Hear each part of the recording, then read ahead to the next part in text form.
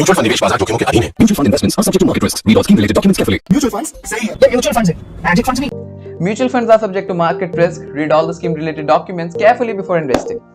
अगर दोस्तों आप फाइनेंस की दुनिया में थोड़े से भी इंटरेस्टेड हैं तो आपके सामने बहुत बारे टर्म आई होगी म्यूचुअल फंड, और हमारे इंडियन मार्केट में mutual funds, share market, stock market, इसके बारे में एक बहुत बड़ा बेसिकली मिथ चलते हैं, बहुत ज्यादा डराया जाता है। तो इसको तो आप धीरे धीरे दोस्तों अपनी जैसे जैसे फाइनेंस नॉलेज बढ़ाएंगे इस मिथ को आप बस्ट करते जाएंगे। आज दोस्तों हम बात करने वाले हैं म्यूचुअल फंड क्या होता है, कि ये म्यूचुअल फंड, तो इसके नाम में ही इसका बेसिकली मीनिंग छुपा है, म्यूचुअल फंड। तो म्यूचुअल फंड बेसिकली दोस्तों क्या होता है, एक एसेट मैनेजमेंट जो कंपनी होती है, अच्छा ठीक है, एसेट मैनेजमेंट कंपनी की बात कर लेते हैं। एसेट मैनेजमेंट कंपनी दोस्तों कंपनी है, वो क्या कहती है, आप 100 रुपए दो, आप 100 रुपए दो, आप 100 रुपए दो, सबसे वो 100 रुपए लेती है और वो अपने पास बहुत सारे रुपए बना लेती है और बेसिकली क्या करती है, उससे वो स्टॉक्स को खरीद सकती है। अब आप कहोगे यार ये काम तो मैं भी खुद भी कर सकता हूँ, तो ये एसेट मैनेजमेंट कंपनी को मैं क्यों बीच में लाऊं। ये एसेट मैनेजमेंट कंपनी ये जो म्यूचुअल फंड बनाती है, इसका इंपॉर्टेंट रोल ये है दोस्तों, सबसे पहला इसका रोल ये है, सपोज मैं तो एक गरीब आदमी हूँ, मेरे पास तो 2000 रुपए हैं। अब 2000 रुपए में स्टॉक खरीदने जाता हूँ, मुझे नजर आता है अच्छा नेस्ले का जो स्टॉक है ना वो बहुत अच्छा है, बट वो उसकी तो प्राइस ही 20 से 21 रुपए होती है, तो मैं तो खरीद ही नहीं सकता। तो अब ये म्यूचुअल फंड क्या करते हैं, इसने मेरे से 2000 रुपए लिए, सबसे इसने बहुत सारे लोगों से 2-2000 रुपए लिए, तो इसके पास लाखों रुपए इकट्ठे हो गए।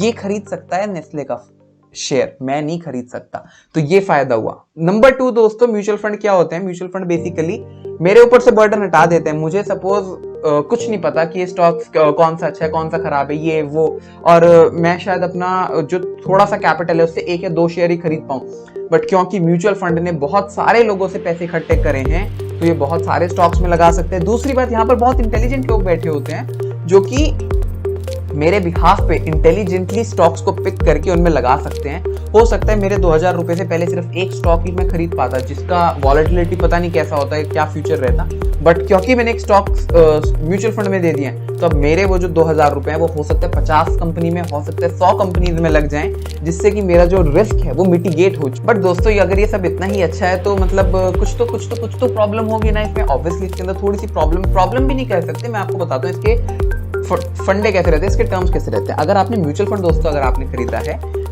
तो बेसिकली उसमें आपको NAV मिलता है, नेट एसेट वैल्यू, मतलब जैसे आपकी स्टॉक्स की प्राइसेस होती है ना, उसी तरह जितना म्यूचुअल फंड ने इकट्ठा पैसा किया है और उसने जितने शेयर्स को निकाला है, सपोज उसने 1 लाख रुपए उसने इकट्ठे करे और दोस्तों उसने क्या किया है, उसने 100 शेयर्स को निकाला है, तो उसके पास दोस्तों 1000 बेसिकली उसकी जो NAV है वो 1000 हो गई। मतलब उसके पास अगर 100 शेयर थे तो 1000 रुपए का उसका वो शेयर हुआ। ये मार्केट के शेयर्स नहीं है, ये उस म्यूचुअल फंड के जो एक जो उसकी यूनिट है उस म्यूचुअल फंड की, उसकी वैल्यू है 1000 रुपए। अब वो इसको लगा देता है, विद टाइम इसकी वैल्यू बढ़ती है, इसकी वॉलेटिलिटी बहुत हाई होती है। आपने सपोज आपने क्या किया, एक 1000 रुपए का उसका एक NAV था, नेट एसेट वैल्यू थी उसके एक यूनिट की, आपने 2000 रुपए डाले हैं, आपने 2 यूनिट उसके खरीद ली। अब इसमें फायदा दोस्तों ये है, आपको जब मन करे आप वो 2 यूनिट बेचो म्यूचुअल फंड को वापस और अपने 2000 रुपए लो। 2000 नहीं, मतलब जितने भी आपके अब एक्चुअल में हो चुके हैं, प्रिंसिपल प्लस जो गेन हुआ है वो आप उठा सकते हो अपने वापस। तो म्यूचुअल फंड का बहुत बड़ा फायदा होता है कि वॉलेटिलिटी बहुत हाई होती है, एंड सेकेंडली आप अपने रिस्क को मिटिगेट कर देते हो। थर्डली आपको अपना टेंशन नहीं लगा के रखनी, आपको एक छोटा सा एक्सपेंस रेशियो देना होता है। अब वो जो लोग वहाँ पे बैठे हैं वो थोड़ा सा तो पैसा आपसे लेंगे ना, तो वही आपको वहाँ पर थोड़ा सा अपना पैसा देना होता है और वो आप पैसा दे देते हो और आप अपना वहाँ से छुट्टी ले लेते हो कि ठीक है आप 1 से 2% रखो और आप मुझे मार्केट और आप मुझे क्या कहते हैं बेटर रिटर्न्स लाके दो।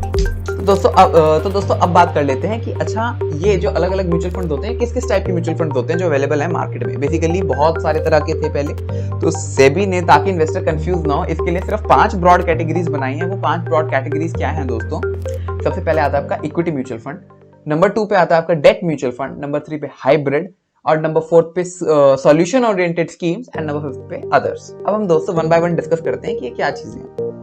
सबसे पहले पे दोस्तों आप आएंगे तो इक्विटी म्यूचुअल फंड्स में क्या होता है, बेसिकली ये वाले जो म्यूचुअल फंड्स हैं, क्योंकि आप समझो दोस्तों ये वाले म्यूचुअल फंड्स आपके डायरेक्ट शेयर मार्केट से स्टॉक्स खरीदते हैं। अब इनमें दोस्तों रिटर्न्स हाई होते हैं, क्योंकि ऑब्वियसली भी नो कि स्टॉक मार्केट के रिटर्न्स तो अच्छे ही रहती हैं, क्योंकि एक बिजनेस है वो परफॉर्म करता है, वो ग्रो करता है, तो यहाँ से रिटर्न्स अच्छे आते हैं। बट अगेन स्टॉक्स की जो बेसिकली अगर स्टॉक्स का प्राइस कभी डूबता वगैरह है तो उस पर कंपनी की कोई लायबिलिटी नहीं होती, तो इस वजह से यहाँ पर रिस्क भी हाई होते हैं। कंपनी का जो किसी भी कंपनी का जो प्राइम रिस्पॉन्सिबिलिटी होती है वो उसकी बॉन्ड्स की जो इंटरेस्ट है उनको रीपे करना, बॉन्ड्स की जो प्रिंसिपल है उसको रीपे करना। तो इसलिए दोस्तों हम कहते हैं कि जो इक्विटी म्यूचुअल फंड है उसमें नो डाउट आपके जो रिटर्न्स है वो बहुत अच्छे आते हैं, बट उसमें रिस्क भी उतना ज्यादा होता है।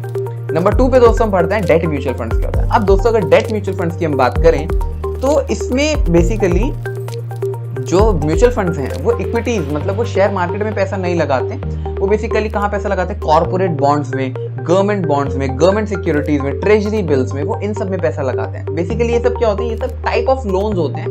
एंड कभी अगर कंपनी बैंकरप्सी की तरफ भी जाती है तो उसकी जो सबसे पहले जब उसके एसेट्स बेचे जाते हैं तो उसके जो कॉर्पोरेट बॉन्ड्स हैं उनकी रीपेमेंट की जाती है, ना कि उनके जो स्टॉक होल्डर है उनकी।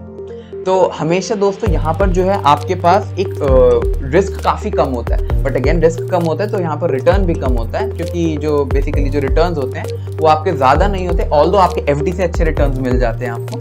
तो जो डेट म्यूचुअल फंड्स होते हैं काफी अच्छा एक हेजिंग इंस्ट्रूमेंट होता है। कभी भी अगर आपको इन्फ्लेशन को बीट करना है और आपको सपोज एफडीज नहीं पसंद है तो डेट म्यूचुअल फंड्स काफी अच्छे रहते हैं।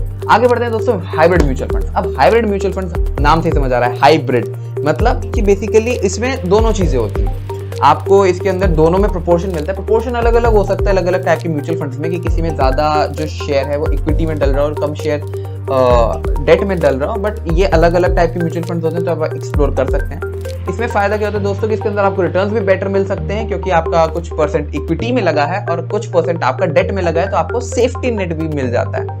तो ये होता है दोस्तों हमारा हाइब्रिड म्यूचुअल फंड।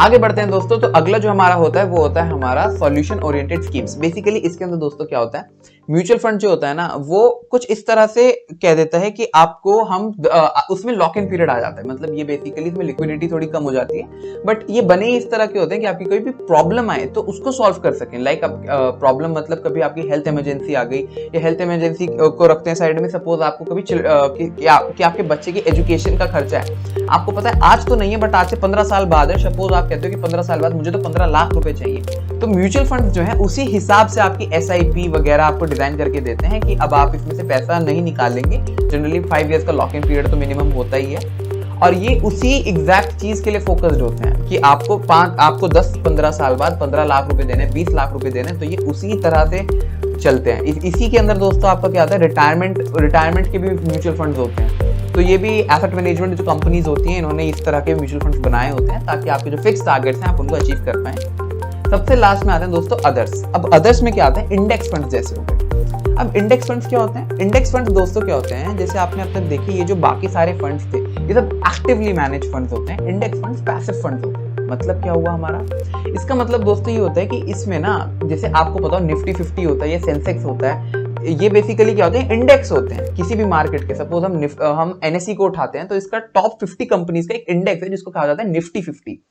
तो इन कंपनीज का जो एक बेसिकली जो एक मार्केट कैपिटलाइजेशन वैल्यू होता है तो उस इंडेक्स को ट्रैक किया जाता है। उस टॉप 50 कंपनी में जो कंपनी आती है, इंडेक्स फंड क्या करता है, आप सबसे पैसे लेके अपना एक इंडेक्स बना अपनी एक पोर्टफोलियो बनाता है और उसके अंदर वही टॉप 50 कंपनियां रख देता है जो उसने देखी है कि निफ्टी 50 में रखी है। तो इसमें कुछ भी नहीं करता, वो अपना कोई दिमाग नहीं लगाता, वो सीधा निफ्टी 50 को कॉपी करता है और उसी के अंदर पैसे डालता जाता है। तो होता क्या है, हमें रिटर्न्स भी वही वाले मिलते हैं जो मार्केट के मिलते हैं। अब इसमें फायदा दोस्तों ये होता है कि हमें कुछ भी हम मतलब ज्यादा रिस्क नहीं ले रहे, क्योंकि हमें पता है कि ये देश की टॉप 50 कंपनीज हैं तो इनमें जो है वॉलेटिलिटी कम होती है। तो हमें क्या कहते हैं, हमें ये एश्योरेंस होता है कि चलो हमारा पैसा तो सेफ है।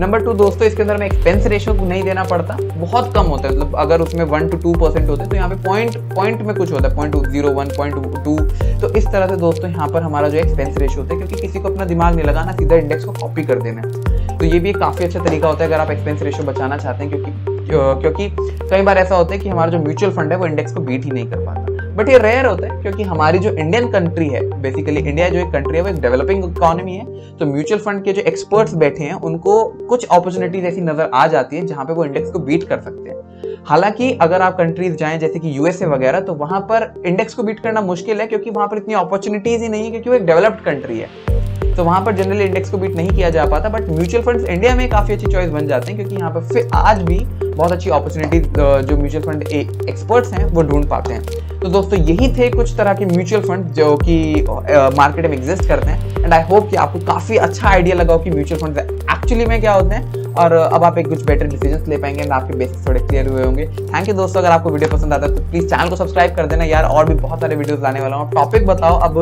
लगातार वीडियोस आएंगी, and thank you friends, bye bye.